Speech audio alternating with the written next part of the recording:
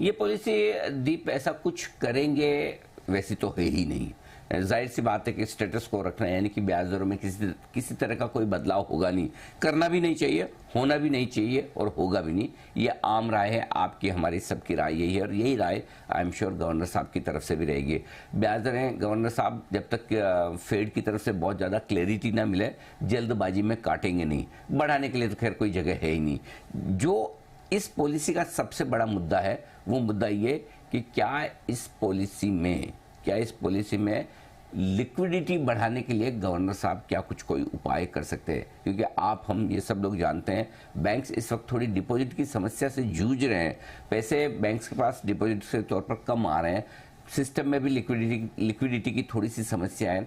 और अब यहाँ से हम फरवरी और मार्च के महीने में जब जाते हैं, मार्च के महीने में आमतौर पर लिक्विडिटी कम होती ही है, क्योंकि वो सारे एडवांस टैक्सेस के आंकड़े आपको भरने होते हैं। मार्च के महीने में कई सारे कॉर्पोरेट्स को अपने सारे जो पुरानी चीज़ें निपटानी होती, तो उस हिसाब से अगला 1.5 महीना बड़ा क्रूशियल होता है लिक्विडिटी के लिहाज से। और मुझे लगता है कि गवर्नर साहब कुछ न कुछ उपाय ऐसे करेंगे जिससे कि सिस्टम में लिक्विडिटी ज़्यादा डाली जा सके। या तो अगर कोई CRR कट कर दे तो कहना ही क्या, मज़ा आ जाएगा।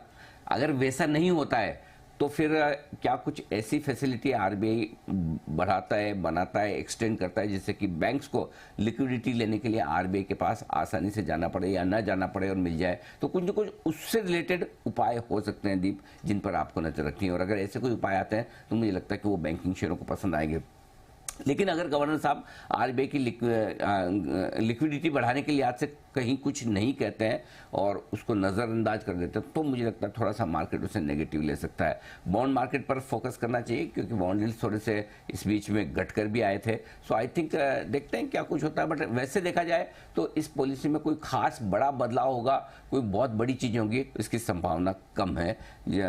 कुछ चीज़ें और हो सकती है, जैसे कि डिजिटल बैंकिंग को लेकर गवर्नर साहब थोड़ा फोकस कर सकते हैं। बाकी छोटे मोटे जो और चेंजेस होने हैं वो होंगे, लेकिन बड़े चेंज के तौर पर अगर कुछ होना है तो लिक्विडिटी बढ़ाने का कुछ फैसला हो सकता है, इसके अलावा कुछ नहीं।